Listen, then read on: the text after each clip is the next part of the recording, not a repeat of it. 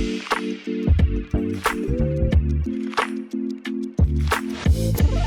it is, the Bacon Butty. We are back in Brasco Lounge in Liverpool city centre after an interesting weekend, Kieran, it's fair to say. It's the Monday after, well, it feels like the night before, if you're a Manchester City fan, I guess.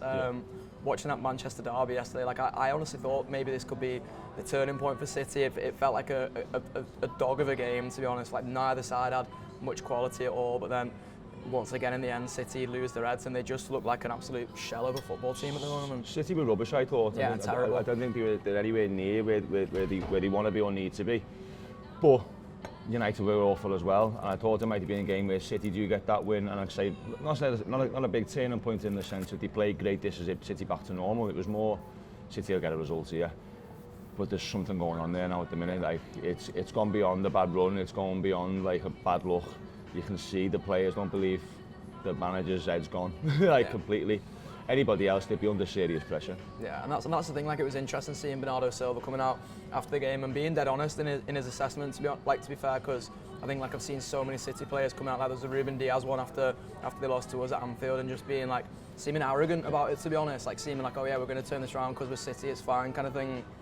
And then to hear Bernardo Silva coming out and like you say, like sort of starting to hold people to account. To be honest, saying this isn't right. There's too many of us who were just a percentage off it, and that was where like. I wouldn't say I was worried in the game, but I was like, if they can get a result here without playing well at all, that might just give them that little bit of a mental boost in the Manchester derby. But then seeing Amad Diallo for United step up late on, and he looks like a decent player for United. To be fair, one who they can sort of hang the hat on in the future. But then even then, I don't think United will go by any stretch of imagination. They don't look like a good team. Not at all. I mean, it will take time. At Man United, there's a new manager coming in, and we know that takes time from well. Not necessarily it takes time for Liverpool or any slot, but in general a new manager does take time, so I'm not going to judge Man United too much yet, but they weren't great yesterday at all. He was great, he was really good. Brilliant.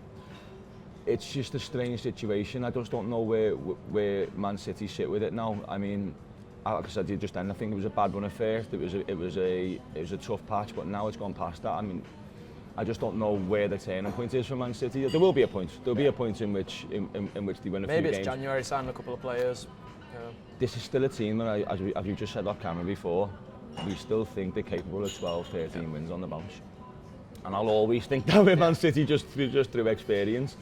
But if we're being realistic, games are running out in terms of definitely this year. They're not going to be in a position. They're going to be finishing this year in a position they want to be in. I don't think they're going to finish this season in the position they're going to be in. They're going to struggle for top 4 if they carry on. Yeah, and that's the thing now. Like you're looking at it in terms of Liverpool's title rivals, and you'd sort of presume, even though Liverpool have dropped a couple of points recently, you presume that City are too far away, especially with us having the game in hand and things like you say. There could always be that sort of point where City will go and win 12 on the bounce, because that's what they've been able to do in the past. There's enough muscle memory in that team for them to do that. But then I'm looking at Chelsea picking up another win yesterday. Arsenal still not a million miles off, even though they draw again on Saturday. I think you're getting to the point now where, like, I don't know whether Chelsea are genuine contenders or not really, but if Liverpool don't pick it up in the next couple of games, especially over this busy Christmas period, then they could be looking at Chelsea overtaking them or Arsenal being right on their heels again. I think it's fair to say Chelsea are the best side we've played, in my opinion. I think it's fair to say. I think the manager said that himself as well, didn't he? Yeah, I think it's fair to say that they're now our main title rivals, whether you think they've got staying power or not. They're the closest to us. They're the ones putting the results together. I mean, you can't write Arsenal off just yet because they are still within touching distance, and we are only in December. Even though we all had a little bit of a moment a couple of weeks back, we all went, hang on a minute, we're clear here, we're in the driving seat. Yeah, we are, but we've got a long road to go down. So let's be wary of Chelsea, let's be wary of Arsenal still, and let's be wary of Man City still. I mean, it's not a bad thing, that like we as you said before, Chelsea pushing us at the minute. I mean, it means that Liverpool, got to keep the tempo up, got to keep the level where it needs to be. It's just so early days, but I still feel confident. I'm not necessarily overly scared by Chelsea, even though they're the best side we've played. It's a new manager. It's the first season as a group. The keeper's crap. Like there is signs that they're not going to be able to stay there, but we've got to take them seriously, I think. YouTube, press the button, become a member of the Anfield Wrap from the heart of the city of Liverpool.